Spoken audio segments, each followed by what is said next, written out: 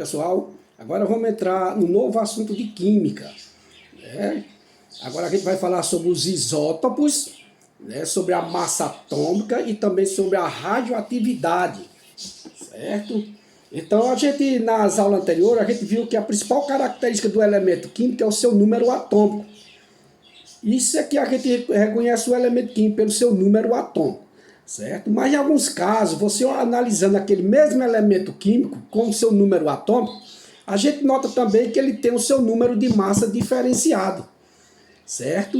Diferenciado. Então isso é que determina o isótopo deles, né? Como exemplo aqui, que eu vou colocar aqui para vocês, ó. Nós temos aqui o boro, certo? B, ó, V maiúsculo. Aqui embaixo nós temos número atômico 5 e 5, e em cima o número de massa 10 e aqui 11. Tá vendo? Então ele tem o mesmo elemento químico, o mesmo número atômico, só que o número de massa é diferente.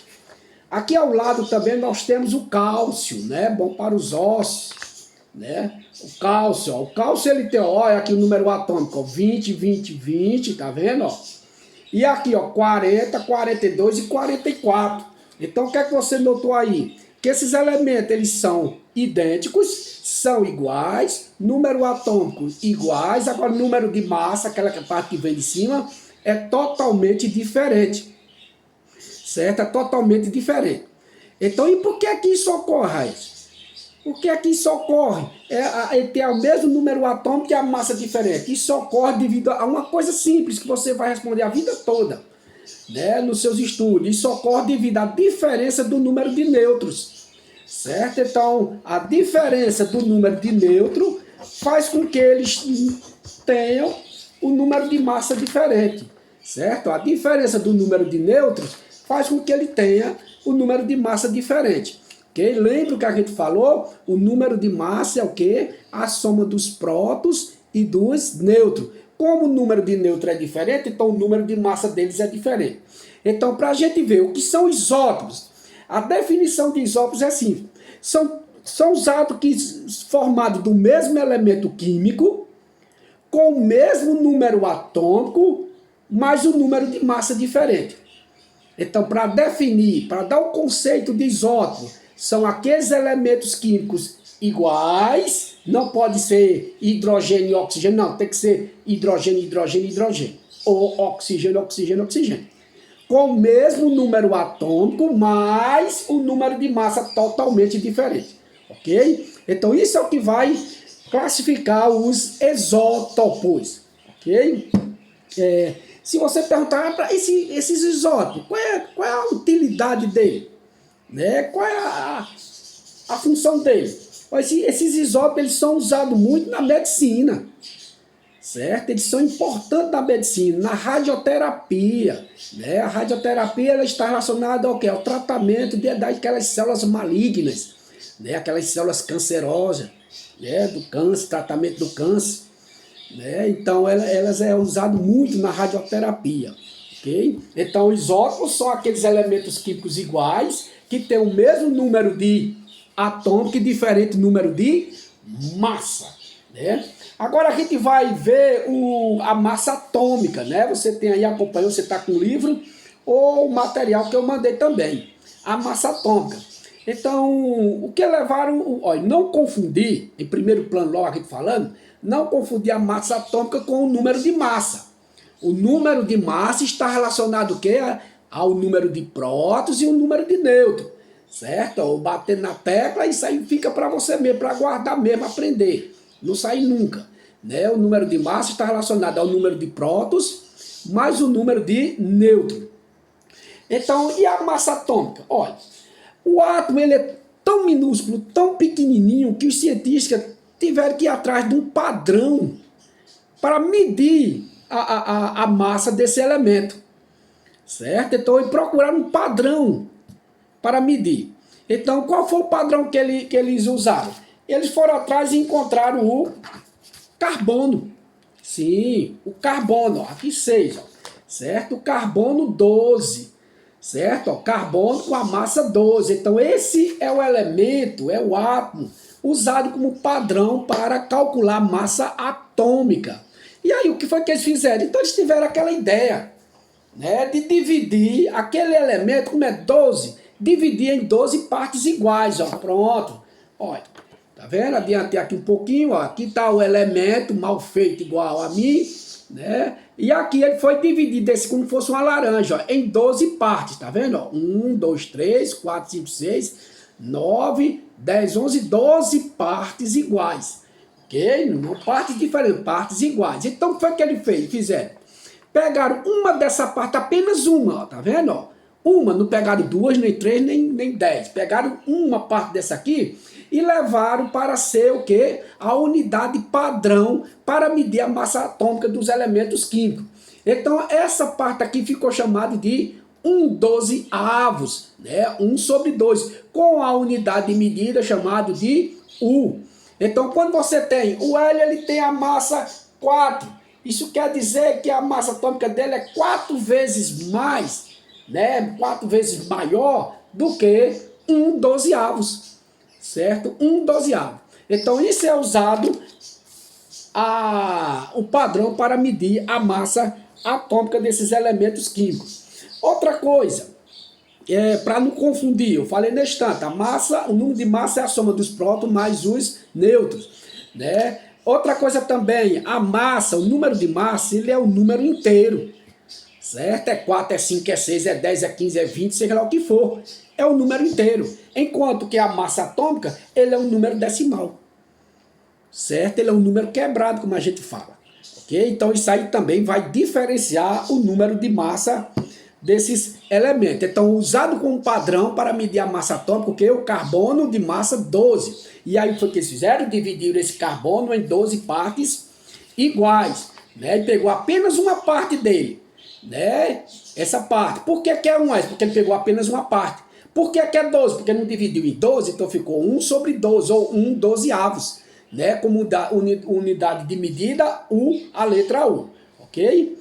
Olha, agora a gente vai falar a respeito da radioatividade, né? A radioatividade é um fenômeno nuclear em que átomos instáveis, né? Aqueles que não têm estabilidade estável, emite partículas radioativas ou radiação.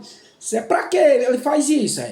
Porque isso aqui ele é instável, fica emitindo, né? Mandando partículas radioativas para ganhar estabilidade, né? Para ganhar estabilidade é como se essa caneta aqui, ó, esses dois pincéis aqui não estão me servindo. Você acha que eu vou ficar com esse pincel a vida toda com ele aqui? Eu quero deixar minhas mãos legal, livre para outra utilidade. O que é que vai fazer? Ó, lançar fora, certo? Isso aqui eu posso colocar ali para o menino reciclar, certo? Reciclar. Então ela emite essas partículas para quê? Para ganhar estabilidade, certo? Ganhar estabilidade. Olha, nessa radioatividade, esses elementos eles emitem 3 partículas. Olha, falei fenômeno nuclear, certo? Então vem do núcleo. Nós temos 2 partes dos átomos, o núcleo e a eletrosfera. Ó, é o núcleo, certo? A parte central aqui, ok? Então ela pode emitir 3 partículazinhas. A partícula alfa, a partícula beta e a partícula gama, certo? A partícula alfa, ela possui 2 prótons e 2 nêutrons, né? A partícula beta, ela é elétrons, né? Ela é alta energia, supercarregada de energia, certo? E as gamas são ondas eletromagnéticas, ó, eletro de atração, repulsão, eletromagnéticas. Elétrons, energia mais magnetismo junto, ok? Então são essas 3. Se fosse relacionado ao nosso corpo, qual é o efeito que essas partículas fariam no nosso corpo? Olha, no caso das partículas alfa, quando ela bate no nosso corpo, ela não vai causar muito estrago, né? Porque o estrago dessa radiação depende do tempo, né? Da quantidade e do tempo que você está exposto a ele ali. Que no caso da alfa, ela vai causar apenas queimadura, certo? Vai causar queimadura, mas não é bom testar, né? Isso não pode. E o betograma? Betograma já são mais poderosas, elas vão penetrar dentro da gente e chegam lá no nosso material genético, na nossa carga genética, vai alterar, né? Vai causar danos às nossas células, vai provocar câncer nas nossas células, alteração que pode levar até para nossas gerações, né? Então pode causar o câncer na gente. Então são partículas altamente carregadas, né? Olha, tem até uma coisinha da nossa ficção, né? Nosso incrível Hulk, né? Nosso personagem, né? Das histórias de quadrinhos do cinema. O incrível Hulk, ele surgiu da onde? Dos raios gama, certo? O doutor Bruce Banner, se eu tiver bem colocado o nome desse cidadão, ele recebeu essa radiação através de uma explosão de uma bomba. Essa bomba lançou os raios gama. Aí transformou, houve uma alteração na sua constituição, né? E quando ele tem raiva, né, algum momento assim, né, e ele se transforma, né, age daquele jeito, né, se transforma no incrível Hulk. E uma curiosidade é que o incrível Hulk era para ser cinza, né, era para ser cinza, mas devido à impressão lá, né, saiu verde, né, a cor lá do papel saiu verde, mas caiu na graça, né? E ficou aí o nosso incrível Hulk, né? O nosso personagem que a gente gosta muito, nosso querido incrível Hulk. Né? Se você perguntar qual é a utilidade desses aplicações dessa radioatividade na gente, né? Olha, eu falei para a radioatividade, ela é emitida de duas formas: através da fissão nuclear e da fusão nuclear. Tá aqui, ó, fissão e fusão nuclear. Se você perguntar qual é a diferença essa? A primeira é porque a quebra do núcleo, ó, quebra do núcleo. Pum! Na hora que esse núcleo aqui quebra, ele emite energia. E como é que ele é quebrado? É com martelo, é com uma pedra? Não. Com nêutrons. Um nêutron é bombardeado aqui, ó. Vai bombardeando aqui um nêutron. Na hora que ele bombardeia isso aqui, ele quebra. Na hora que ele quebra isso aqui, ele libera uma grande quantidade de energia, além de liberar 3 nêutrons. Esses 3 nêutrons vai bombardear outro núcleo que fica em cadeia. Daí vem essa grande quantidade de energia, né? No caso da fusão nuclear é diferente. Olha, fissão, quebra. Fusão, unir. Os núcleos vão se unindo. Certo? Vão se unir, no caso da bomba do hidrogênio, a bomba de hidrogênio, né? A bomba H, né? O Sol, é fusão nuclear, certo? Então, ó, nessa fusão nuclear aqui, a liberação de energia, né? A liberação de energia, mas na fusão nuclear, para ocorrer, há uma necessidade de uma grande quantidade de energia, uma temperatura muito alta. No caso do Sol, parece que eu estiver enganado, 10.000 graus Celsius para ter essa resposta aqui, ok? Agora, quais as aplicações da radioatividade? Tem um lado ruim, né? Falamos, né? Através disso aí, da explosão, libera uma grande quantidade de energia, o homem usou para o lado bélico, né? O lado da bomba atômica, né? A explosão, aí por isso que diz a explosão nuclear, do núcleo. Olha, houve a explosão nuclear lá em Hiroshima e Nagasaki, né? Então, a explosão nuclear do núcleo, né? Então tem esse lado, mas tem um lado bom, né? Que a gente não pode descartar a energia nuclear de maneira alguma, porque muitos e muitos países não têm a quantidade como é que se diz, meios de adquirir energia como a gente tem, eólica, hidrelétrica, não tem esses meios. E a energia nuclear vem superar isso aí, né, para eles. Então é usado na produção de energia, né, como eu falei quase neste instante, ó, na radioterapia, né, tratamento de câncer, né, na eliminação, né, esterilização de micro-organismos, caso dos raios gama, né, para matar os micro-organismos, né, principalmente nas cirurgias, aquela ali, né, e também no diagnóstico das doenças. Então nós temos o lado benéfico disso aí, né, temos o lado maléfico e temos o lado benéfico, né, que dá para ajudar o homem. E tem também, né, os elementos que essa radioatividade também ajuda na datação, né, dos fósseis, né, dos manuscritos, né, a datação dele, saber, por que é que ele está dizendo que o dinossauro viveu há 200 milhões de anos atrás se não tinha nada escrito? Mas tem isso aí, ó, a radioatividade. Né? Então ela vai liberando o que se chama de meia-vida dela. Né? A radioatividade então a capacidade de desintegrar aquele elemento ali. Então isso pode ocorrer. Como é que isso pode ocorrer? Pode ocorrer em tempos de dias, milhões ou bilhões de anos. Então o homem pode ter a idade dos fósseis, né, dos manuscritos, né, daquela época passada, né, através disso aí, olha os benefícios que isso aí traz para a gente. Né? Então tá aí, pessoal. A gente falou nessa aula, né, sobre os nossos isótopos, né, que são elementos iguais, número atômicos iguais e um número de massa diferente. Por isso que eles são, por que é que eles são diferentes? Porque eles têm número de nêutrons diferente. Falamos sobre o número atômico, né, para não confundir com o número de massa. O número atômico ele tem como padrão o carbono 12. Foi dividido em 12 partes, pegou apenas uma parte, né, do qual se chamou 1/12, né, com a unidade U ali.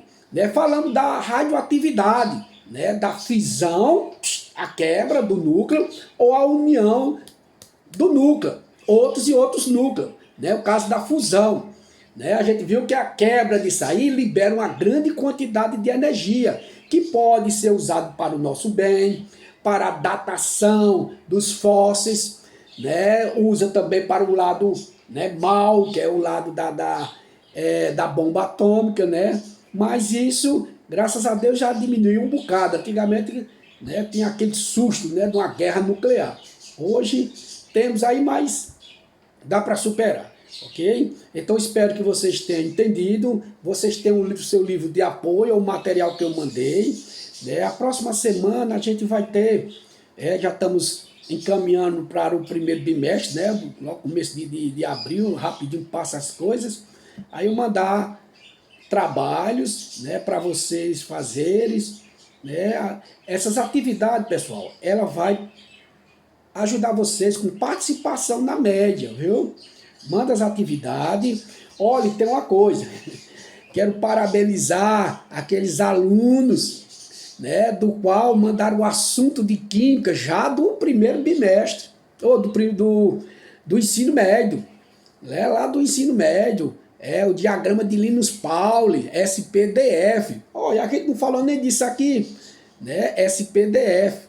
Não, pessoal, aguarde, não vá atropelado. Vocês têm uma ferramenta bacana que se chama internet.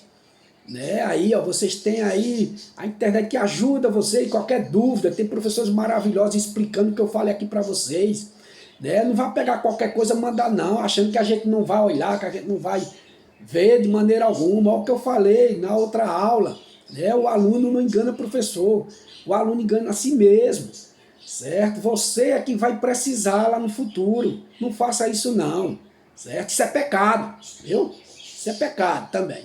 Tchau, pessoal. Tenham um fim de semana agraciado. Deus abençoe vocês e a família. Certo? Até a próxima aula, se Deus quiser. Certo? Nossa teleaula vai voltar.